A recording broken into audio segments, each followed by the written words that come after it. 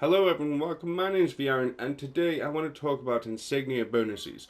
Now, a lot of early slash mid gamers might not think this is a big deal, but this is actually a pretty substantial part of your build. So if we look over here into mounts, and as you can see we've got that on, don't know why I have that on, but we'll put this one on, and our things are being taken off. But anyway, so we've got Gladiator's Guile, Assassin's Covenant, Gladiator's Guile, Assassin's Covenant.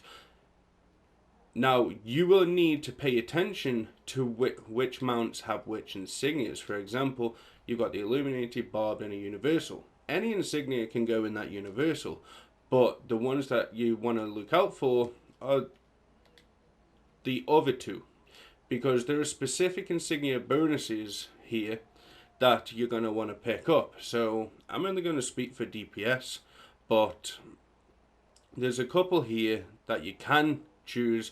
You just got to find the mounts in order to do them. And don't forget, you've got to rank these mounts up to Mythic in order to get your mount bolster as well.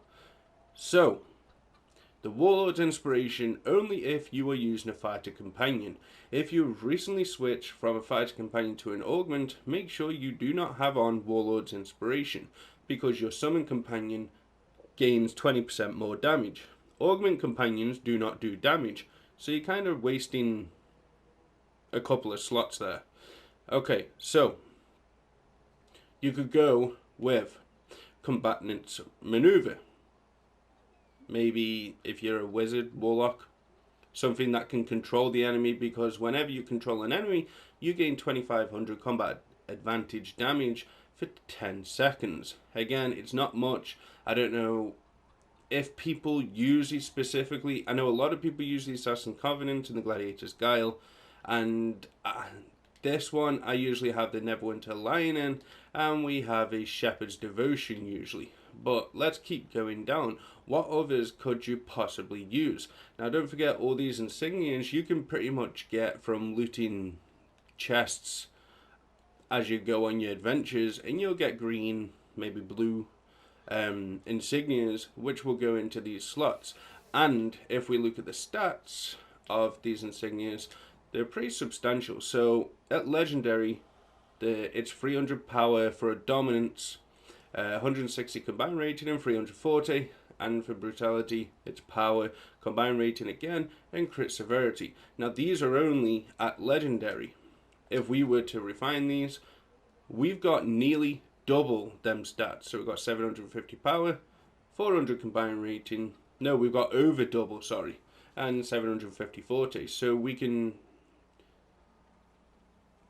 double the stats pretty much, over double the stats. I'm guessing 150% if I've done that math right. I probably haven't, but you can basically gain a lot of stats from these insignias. So if you're running around with no insignias whatsoever, try to pick yourself some up.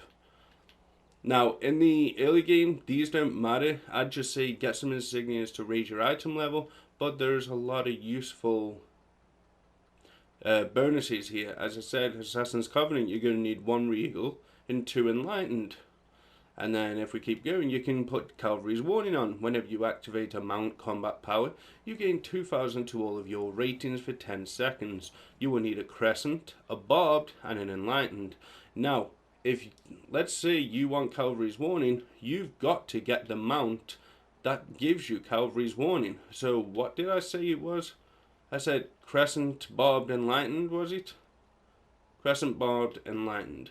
So if we were to look down these mounts here, we are looking for, we can put it in there, but that's universal, so let's go for a cheap one. Barbed, Crescent. So you want the Armored Boar, so you can have the Barbed, the Crescent, and universal. We can put the Enlightened in there, and that would give us Cavalry's Warning. And that is essentially how these insignia bonuses work. As I said, as you rank up or get stronger insignias, you will see your stats go up. The bonuses, however, they're kind of like your companion bonuses. They're kind of the passives. As long as you've got the correct insignias in, they do their job. Gladiator's Guile is for the movement speed, and the Assassin's Covenant is you gain 1000 accuracy, crit severity, crit strike and combat advantage. However, it will take 1000 away from your defense stats to make up for that. However, if you want any of these, you've got to find the mount. A lot of people are going to go look for a mount. Oh, that looks cool. And they'll try to put an insignia bonus on that you can't actually put on. It's a big mistake people make. I made it at the start. And yeah, I just wanted to let you guys know, maybe make it a bit less confusing. But there is a spreadsheet online. I'm sure you can Google it. And what it will do is it will tell you which mounts give you certain combat powers. For example, the Grand Inspiration, or the Swarm, for example, the Bat Swarm, or the Explosive Equalizer, or the Toad Slash, or the Tunnel Vision. There's a spreadsheet with all the information on there. Just make sure you Google it, what mount can give Tunnel Vision, or whatever you want to Google, and you should stumble across it. But do not ignore these insignia bonuses. They are a very important part of your build. They will help your character a lot. Just because I've got mythic mounts doesn't mean you cannot run these insignia bonuses. You just need to find the right mounts to get them bonuses from. And in terms of insignias, as I said, you can go around looting, or